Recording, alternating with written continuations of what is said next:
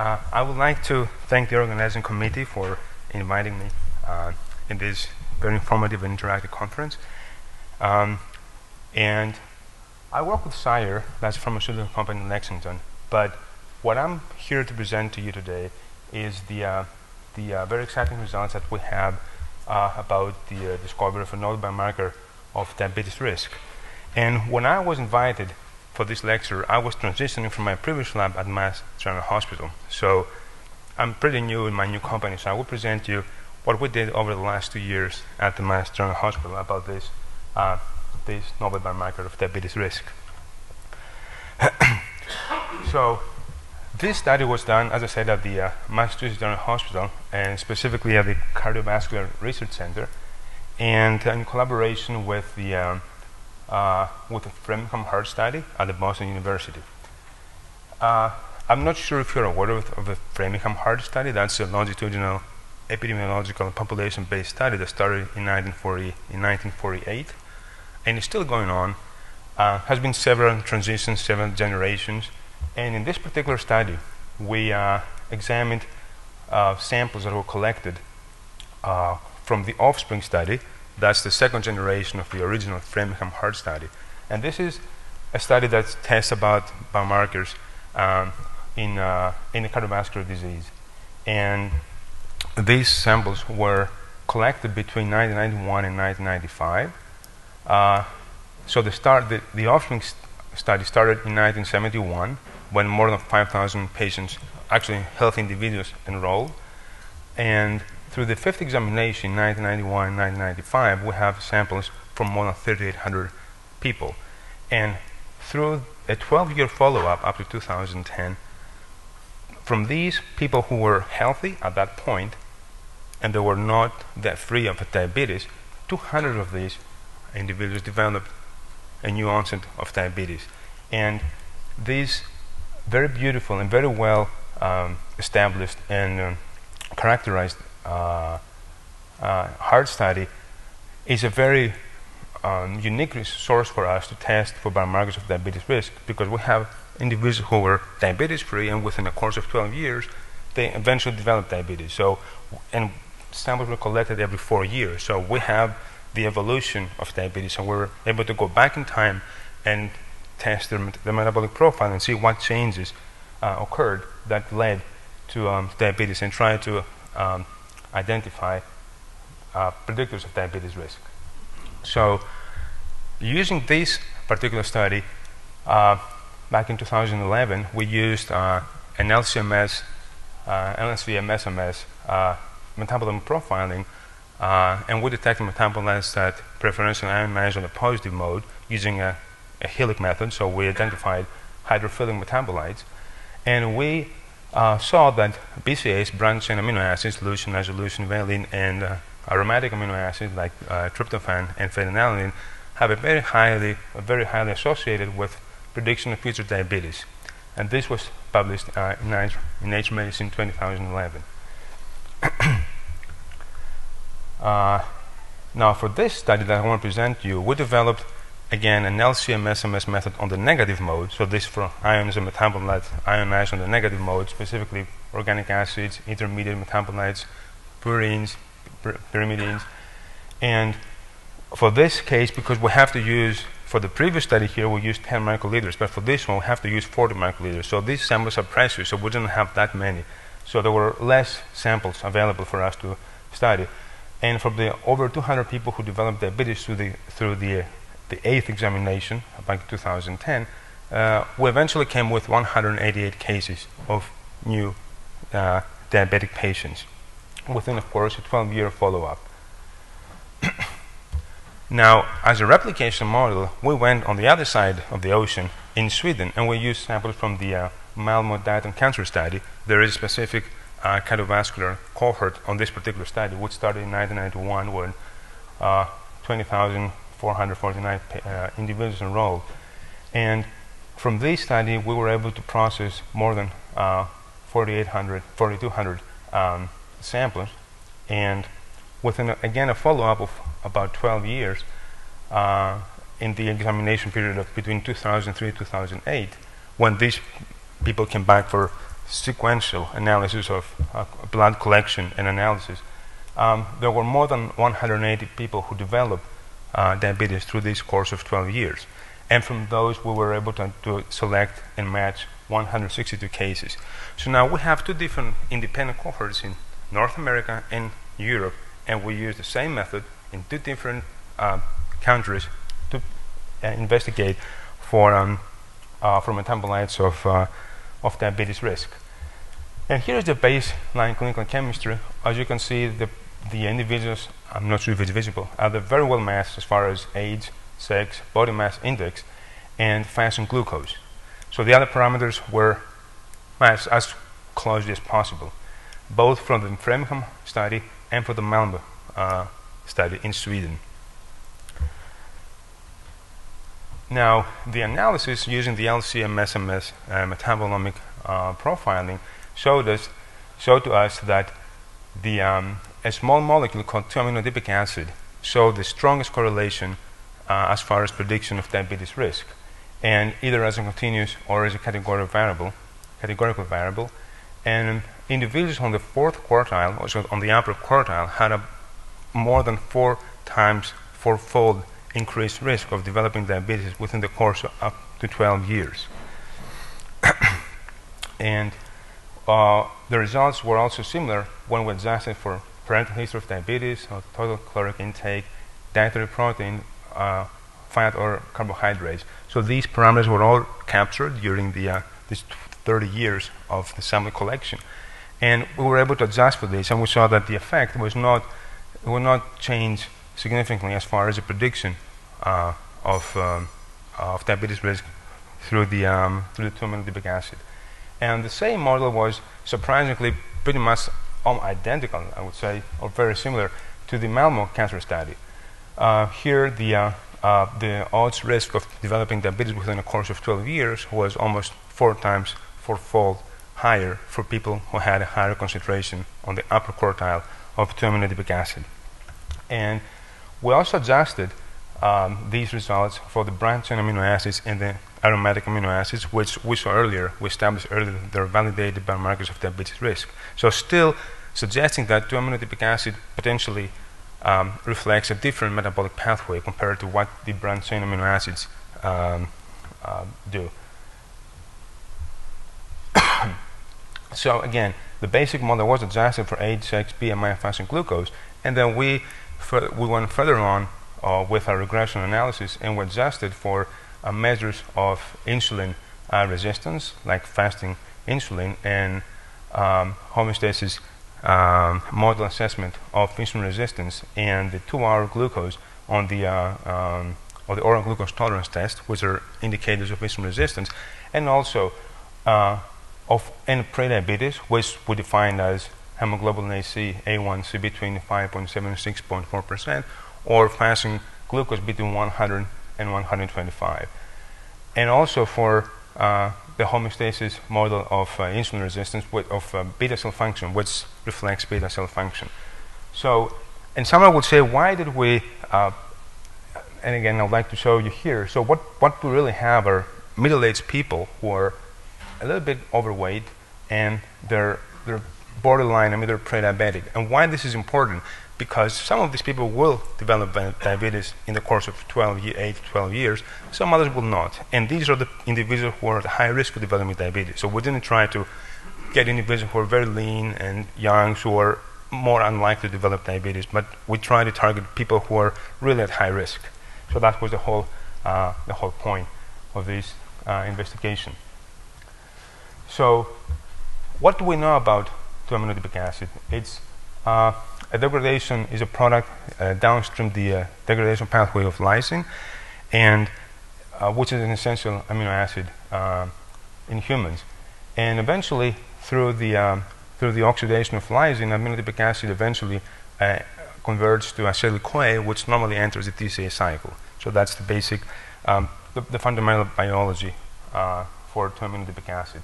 And there are not too many studies out there regarding that associate 2-aminoadipic acid with diabetes.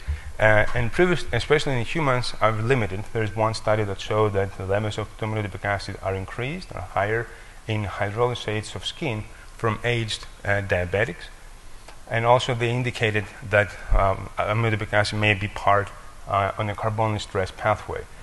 And in mice, in animals, there were two groups that showed that amyloidopic acid plasma levels are higher in triggered diabetic rats, and another group showed that they were higher in obese DDY knockout mice. So these findings in the human cohort motivated us to go back and say to do what we will probably call like reverse and translational metabolomics. So we took the molecule from the clinic and we took it back to the bench and tried to test some functional metabolomics, some functional studies, and try to understand what might be the mechanism that associates amyloidopic acid with diabetes risk. And this is where I come, basically. This is the fun part for me. So we tried to replicate the same thing in mice. So we took C57 black mice and we fed them a standard chow and diet and a high-fat diet. And you can see here that there were about 6 and 60% differences. And we saw that within 4 weeks of diet, the endogenous levels of amyloidopic acid increased almost up to 50% for the high-fat mice, suggesting that there is insulin. Of course, these mice were also insulin resistant. So we saw a similar effect to what we saw in the human population. And our hypothesis then was that maybe amyloidopic acid would either play a contributory or a compensatory role in glucose homeostasis. And we went on to test this hypothesis with more dynamic studies. So now we took again different mice this time, and we put them on a 5-week, these were 6-week-old mice, and we put them on a 5-week diet on a standard chow or a high-fat diet. And so these groups were also splitted with mice that were treated with control, with water vehicle, or with amyloidopic acid in the drinking water in a concentration of 500 milligram per kilogram per day. We tested that this concentration among different that we tested would increase the endogenous levels of amyloidopic acid about 30 to 40%, which is similar to what we saw in humans. So we tried to keep a similar relationship between the humans and the animals. And what we saw here is that, of course, as expected, the mice on the high-fat diet, the gray lines here, had a higher body weight versus the mice on the standard chow. But the supplemented mice, the dotted lines here, did not have any difference as far as the body weight. So suggesting that amyloidopic acid does not really induces any body weight in the mice. Additionally, the food intake that for the mice on the high-fat diet was lower compared to versus the standard, the mice on the standard chow. That is because that fatty food is really disgusting. I mean, if you look at it, it's really very greasy. So I would think that the mice at some point are saturated, so they don't eat too much. However, the calorie intake is higher because it's very enriched in calories. So the net calorie intake for the mice on the high-fat diet is higher compared to the mice on the standard chow. However, the treated mice, the mice supplemented with amyloidopic acid, was no difference in the calorie intake. So no difference in the body weight, no difference in the calorie intake. However, we saw consistently that the fasting glucose for the treated mice was consistently lower during the course of these 5 weeks. So every week we'll measure the fasting glucose for these mice, and we saw it was consistently lower. And this effect was further exacerbated in the mice on the high-fat diet. So suggesting that amyloidopic acid has a role, has a potential of lowering the fasting glucose as early as 1 week after treatment. And that was consistent through the entire period of 5 weeks. Then we proceed to more acute physiological challenges. And we started by performing an intraperitoneal glucose challenge, in which we administered with fasting mice and we administered a bolus of glucose, and then we measure what happens, how the glucose is distributed, is metabolized in the mice, which is similar to the oral glucose test that we do in humans. And of course, we saw that the mice on the high-fat diet has a higher excursion compared to the mice on the standard chow. But the treated mice in both diets have peak glucose levels that were lower compared to the mice that were treated with water. Again, suggesting that there is a relationship, there is an effect of amyloidopic acid in how the glucose homeostasis. Then we moved further on and we tested the insulin levels with an ELISA method, and we saw, as expected, that the mice on the high-fat diet, that's the white lines, versus the mice on the standard diet, had a higher fasting plasma insulin, which suggests insulin resistance in these high-fat mice. And the administration of 2-aminobutyric acid further enhanced this effect. So the baseline insulin was enhanced in the treated mice. Now, then we said, okay, well, what is going on here? Let's try to do a more aggressive method, and we tried to do. Now we reverse. Instead of a glucose challenge, we went on an insulin challenge, which means we administer insulin in an acute insulin dose in fasted mice, and then we measure the glucose response. So the point of this is, if 2-aminobutyric acid is an insulin sensitizer, we would expect to see a higher drop in the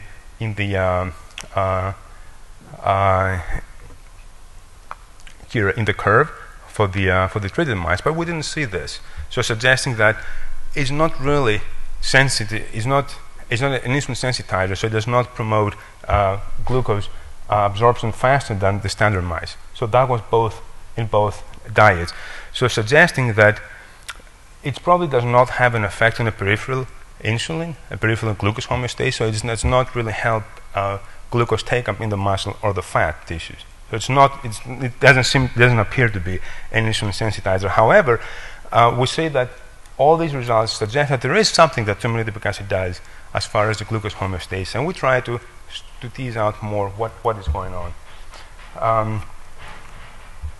So then we went back and said, okay, where is aminobutyric acid enriched potentially? Which are the organs in the mouse that 2-aminobutyric acid may have an effect?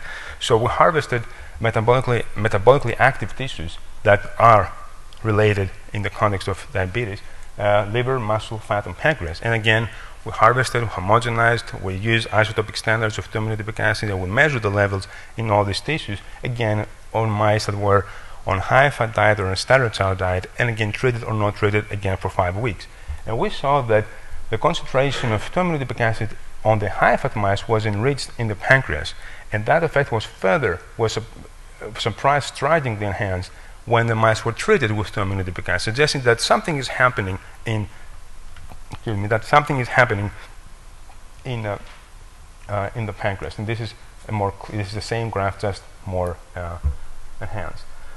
So we said, okay. Then we also tested some other metabolites in the pancreas, and we saw that major TCA cycle intermediates were also enhanced in the treated mice in both diets versus the mice that received just plain water. So suggesting that there might be something happening in the TCA cycle, and maybe we suggested that maybe there is a mitochondrial energy production regulation that happens through 2-aminobutyric acid, and especially in an increased turnover of TCA cycle, which is an apoptotic mechanism, which has been linked in this paper very nicely to an early beta cell activation. So we're hitting on something here. We're not sure what it is, what the mechanism is, but we try to follow up and try to understand. So now we have our organ, pancreas. So we went to a pancreatic cancerous pancreatic beta cell line, and we proceed both in acute and chronic treatment of 2-aminobutyric acid. So the acute treatment after 2 hours did not really have much of an effect in the these are the treated, the control the islets, sorry, the cells that were treated with water, and these that were treated with 2-aminobutyric acid. And we didn't see much of an increase within the first 2 hours, but the chronic administration markedly enhanced insulin production in kind of a dose-independent fashion. So, and in this case, we use 30 micromolar of aminobutyric acid. So, suggesting that there is something that is happening. There is, again, underlying the effect of aminobutyric acid in modulating the levels of glucose. And from there, just to further elaborate on this, as a comparison, we use, as a negative control, we use clonidine, which is a known insulin inhibitor, and that decreased the levels of 60% whereas phentolamine, which is a known potent stimulator of insulin, increased the levels by 172%, whereas other, which is similar to what aminoadipic acid did. And whereas two other amino acids which are structurally related to aminoadipic acid, that's aspartame and glutamate, did not have an effect. So suggesting again the specificity of aminoadipic acid in this in vitro effect. And then from there, we collaborated with Peter Light at the University of Alberta in Edmonton, which is a well-known pancreatic expert. And he helped us with harvesting murine and human islets. So we did the same thing. We used, again, 30 micromolar of aminoadipic acid, and both in low and high levels of glucose. And we saw the same effect, that aminoadipic acid increases the production generation of insulin in both pancreatic, in both murine and human islets. And however, when we measured the insulin content, that remained the same, which argues against of de novo synthesis of insulin in the pancreas as through the route of aminoadipic acid. So these all results taken together suggest that somehow aminoadipic acid maybe act as a secretagogue, so helps in the insulin secretion, but not so much as a sensitizer as far as the peripheral handling of glucose. And we also saw that when the glucose concentration in the basic level was, the effect was more enhanced compared to the higher glucose, suggesting that when the glucose is too high, then the effect of aminoadipic acid is somehow diminished.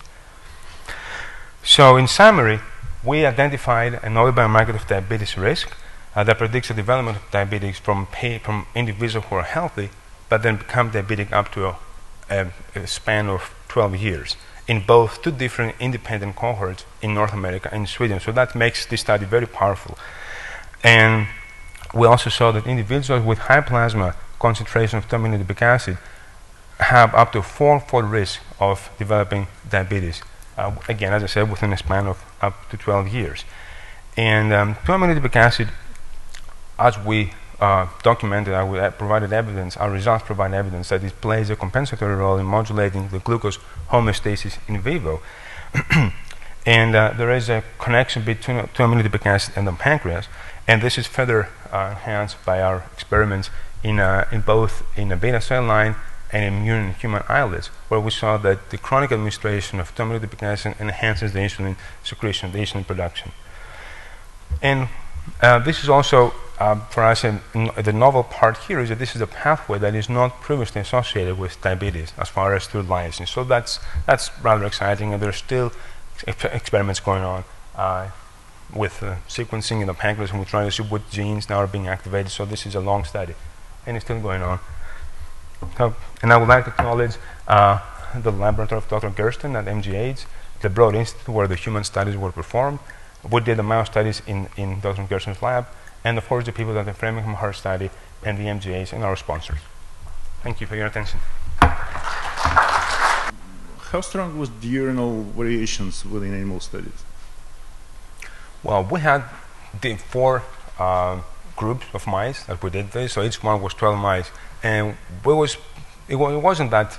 I don't remember in a percentage to tell you, but it was very robust. The reproducibility was very robust, and we did it specifically in 4 different independent groups of mice. Right, so you can handle in a way of sampling, right? Yes. And second, is there any follow-up on the measurements of 2AAA it's protease to measure? In where? In? Anybody measured this in clinical labs? I mean, the follow-up of your research. Not that I'm aware of. Yeah, that would be a strong test. Yes. Thank you.